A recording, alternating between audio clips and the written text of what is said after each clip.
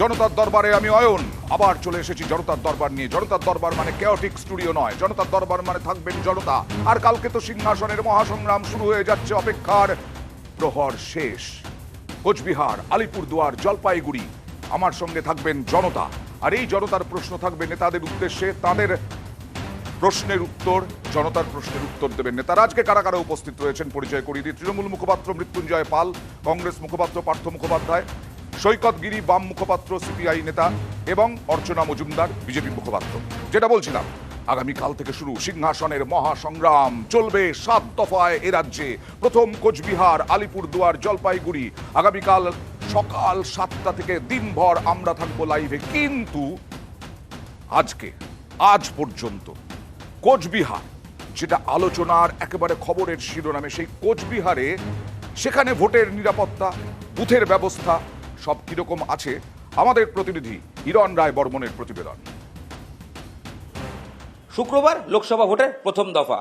পশ্চিমবঙ্গের অন্যতম 3টি লোকসভা কেন্দ্র, তার মধ্যে কোচবিহার, সেখানে ভোট গ্রহণ হবে প্রথম দফায়। কোচবিহারের ক্ষেত্রে কতটা ভোটের প্রস্তুতি সেটা আমরা দেখব। রাত হয়ে এসছে, এই মুহূর্তে আমরা রয়েছি দিনহাটা। কেন্দ্রীয় বাহিনী যেমন তারা এখানে দায়িত্বে থাকছেন, পাশাপাশি কিন্তু এখানে যারা কর্মীরা রয়েছেন তারাও কিন্তু এখানে যারা ভোট গ্রহণ করাবেন তারা এই মুহূর্তে দায়িত্ব নিয়েছেন এবং তারা ইতিমধ্যেই চলে এসেছেন এবং তাদেরকে আমরা দেখতে পাচ্ছি। এবং এটা মহিলা পরিচালিত বুথ এবং সেই বুথের এই মুহূর্তে কিন্তু রাত্রেবেলা কাজ চলছে। মহিলা কর্মীরা তারা এই মুহূর্তে স্লিপ তৈরির যে কাজ সেটা করে রাখছেন এবং তার মধ্যেও কিন্তু এই ওআরএসও রয়েছে, গরম থেকে বাঁচার জন্য তিনি ওআরএসও খাচ্ছেন। তো এবং আমরা দেখতে পাচ্ছি ইভিএম রয়েছে, সেই ইভিএমে তারা রাখা রয়েছে এবং সেটা নিরাপত্তার দায়িত্বে বাইরে থাকা কেন্দ্রীয় বাহিনী তারা মোতায়েন রয়েছে।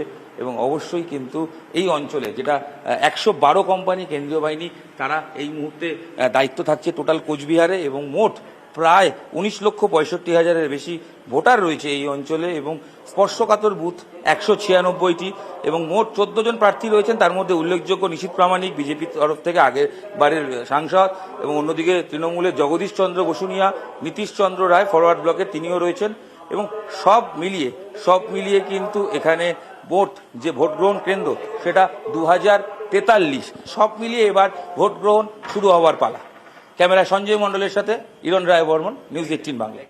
আমরা শুধু নিরাপত্তা, রাজনীতি এসব দেখাই না, বাড়তি ইনফরমেশনও দেখাই। যেমন এই বন্যপ্রাণের হামলা এই জলপাইগুড়ি, আলিপুরদুয়ার, কোচবিহারে বড় একটা বিষয় হয়ে উঠেছে। বারবার প্রাণ যাচ্ছে হাতির হামলায়, চিতাবাঘ বেরিয়ে আসছে। আর সেই বন্যপ্রাণ নিয়ে কি ভাবনা নির্বাচন কমিশনের? ভোটকর্মী শুধু নয়, ভোটারদের জন্য আমাদের প্রতিনিধি আবির ঘোষালের প্রতিবেদন।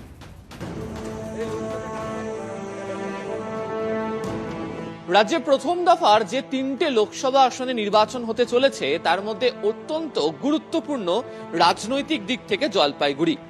এই জলপাইগুড়ির মধ্যে একাধিক ভোট গ্রহণ কেন্দ্র রয়েছে যেখানে উত্তেজনা রয়েছে।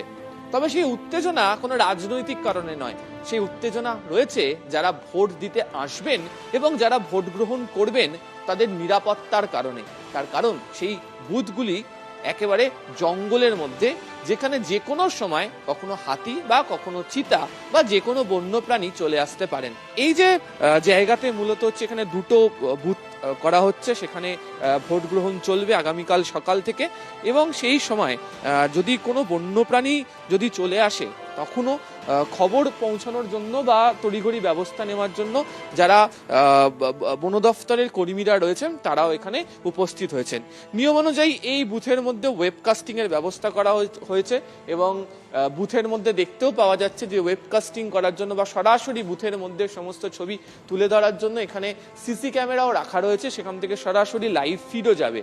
আর এই হচ্ছে পোলিং স্টেশন বা যেখানে ভোট নেওয়া হবে, সেই জায়গাটি এর মধ্যে রয়েছে এবং সেখানে দেখা যাচ্ছে যে যারা কর্মীরা রয়েছেন সেই সমস্ত কর্মীরা তারাও এসে গিয়েছেন। বাকি জায়গাগুলির ক্ষেত্রে রাজনৈতিক উত্তেজনা নিয়ে নানা খবর থাকলেও এই জায়গাগুলির ক্ষেত্রে যে বিষয় সব থেকে বেশি ভাবাচ্ছে সেটা হচ্ছে ভোট গ্রহণের সময় হাতি বা চিতাবাঘ চলে আসবে না তো, বা অন্য কোনো বন্য প্রাণী যদি চলে আসে তাহলে ভোট গ্রহণ করার ক্ষেত্রে কোনো বাধা আসবে না তো। সে কারণেই শুধুমাত্র ভোটের কর্মী বা কেন্দ্রীয় বাহিনী নয়, বন দপ্তরের কর্মীরাও সারাক্ষণ ধরে নজর রাখতে শুরু করেছেন। ফলে জলপাইগুড়ির বেশ কতগুলো বুথ জানি ইতিমধ্যেই নজরে রয়েছে, তার মধ্যে অন্যতম নজরে থাকার জায়গাগুলির মধ্যে এটিও থাকবে। ক্যামেরা জ্যোতির্ময় বসুর সাথে আবির ঘোষাল ও রকি চৌধুরী, নিউজ 18 বাংলা। কোচবিহার হলো, জলপাইগুড়ি হলো, আরো একটা ভোট কেন্দ্র আলিপুরদুয়ার লোকসভা কেন্দ্র। সে আলিপুরদুয়ারে জেলা আলাদা করেছে, কিন্তু তাতে কি তৃণমূল ফায়দা পেয়েছে কিছুটা হলেও? না। কিন্তু আলিপুরদুয়ারে এবার কি হবে? চা বাগান, চা শ্রমিক একটা বড় ফ্যাক্টর। সেই নিয়ে আমাদের প্রতিনিধি পার্থর প্রতিবেদন। রাত পোহালে লোকসভা নির্বাচন, আর আমরা দাঁড়িয়ে আছি দুটি পাতা ও একটি কুড়ির জেলা আলিপুরদুয়ারে, যেখানে কিন্তু এবার বড় ফ্যাক্টর অবশ্যই চা বাগানের ভোট। 21-এর নির্বাচনে আমরা দেখেছি যে চা বাগানের ভোট যেদিকে গিয়েছে সেই দলই কিন্তু জয়ী হয়েছে, আর 24-এর নির্বাচনেও কিন্তু সেই চা বলয়ের ভোটই কিন্তু এখানে ব্যবধান করে দেবে। আর এই আলিপুরদুয়ারে প্রায় 30% কিন্তু ভোট রয়েছে চা বাগান শ্রমিকদের। আর নির্বাচনেও আমরা দেখেছি প্রতিটি রাজনৈতিক দলকেই তাদের নির্বাচনী প্রচারে তারা কিন্তু জোর দিয়েছে চা বাগানের শ্রমিকদের বিভিন্ন ইস্যু। আর তাই আগামীকাল এই চা বলয়ের ভোট কোন দিকে যায় সেদিকেই কিন্তু তারই কিন্তু অপেক্ষায় রয়েছে গোটা আলিপুরদুয়ার। যদিও প্রতিটি দলের রাজনৈতিক যারা প্রার্থী রয়েছে তারা কিন্তু আশাবাদী যে চা বাগানের ভোট এবার তারাই পাবে। আর এই 30% আদিবাসী শ্রমিকদের ভোট কোন দিকে যাবে তাই কিন্তু এবার পার্থক্য করে দেবে এই আলিপুরদুয়ার আসনে। 21-এর নির্বাচন আমরা দেখেছি বিধানসভা নির্বাচনে, সেখানেও কিন্তু এই চা বলয়ের ভোটই কিন্তু ব্যবধান করে দিয়েছিল। আর তাই সব দলের প্রার্থীরাই কিন্তু ভোট প্রচারে জোর দিয়েছিল এই চা বাগানের শ্রমিকদের বিভিন্ন ইস্যু নিয়ে। ক্যামেরায় অলোকের সঙ্গে পার্থিবন সরকার, নিউজ 18 বাংলা, আলিপুরদুয়ার। চা বাগান, জঙ্গল, আদিবাসী, রাজনীতি সব নিয়েই আগামীকাল এবং উত্তরের আবেগ। আগামীকাল শুরু সিংহাসনের মহাসংগ্রাম। এতদিনে জেনে গেছেন জনতার দরবারে অ্যাঙ্কার নয়, প্রথম প্রশ্ন করেন জনতা। আমি জনতার কাছে যাব। প্রথম প্রশ্ন কার এবং কার উদ্দেশ্যে? আমার প্রশ্ন তৃণমূলের উদ্দেশ্যে। 2021 সালে আপনাদের যে ফলাফলটা হয়েছিল উত্তরবঙ্গে, এখনো কি আপনাদের মনে হয় এবারের ফলাফল ভালো হবে?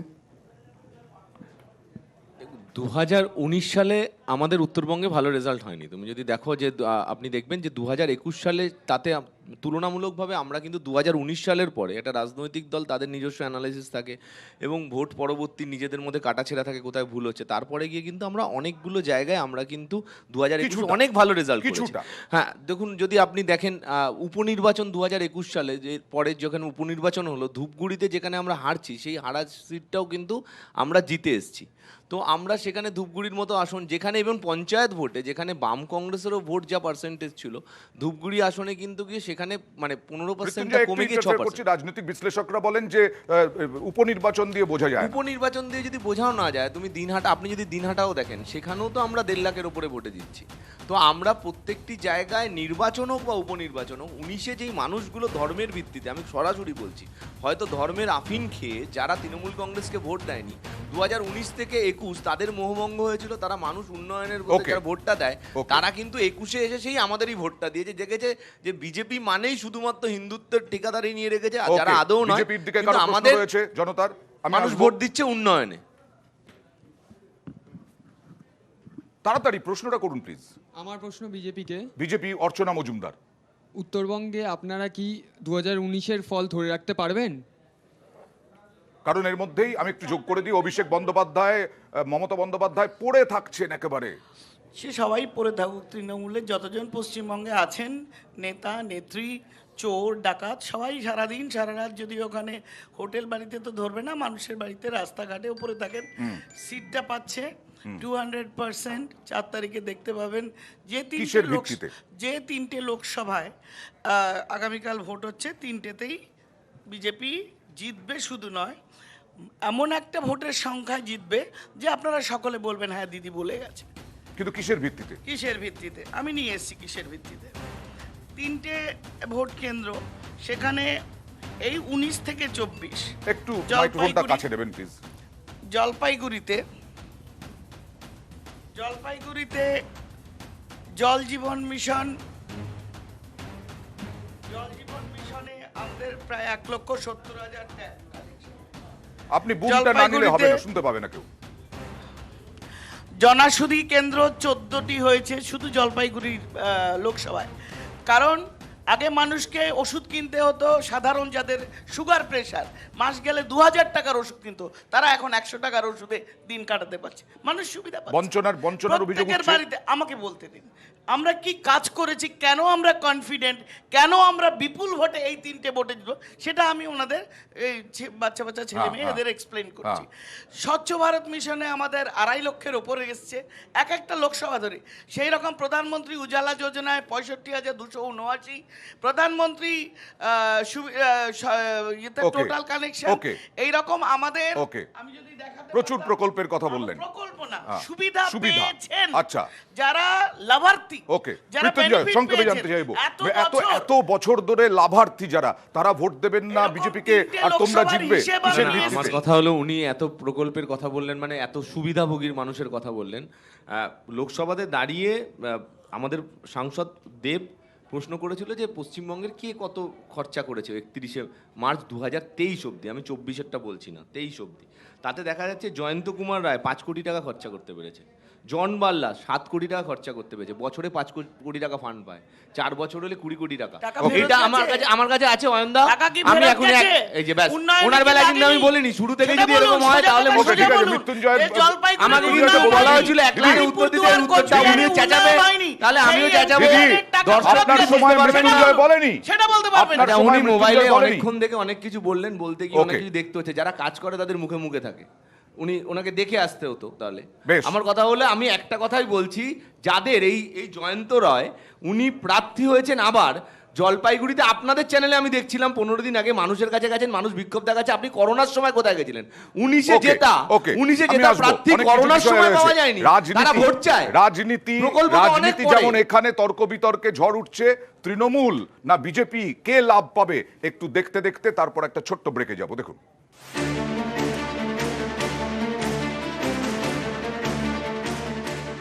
चाय बागान में काम करने वाले सभी परिवारजनों को भी इस चाय वाले का प्रणाम।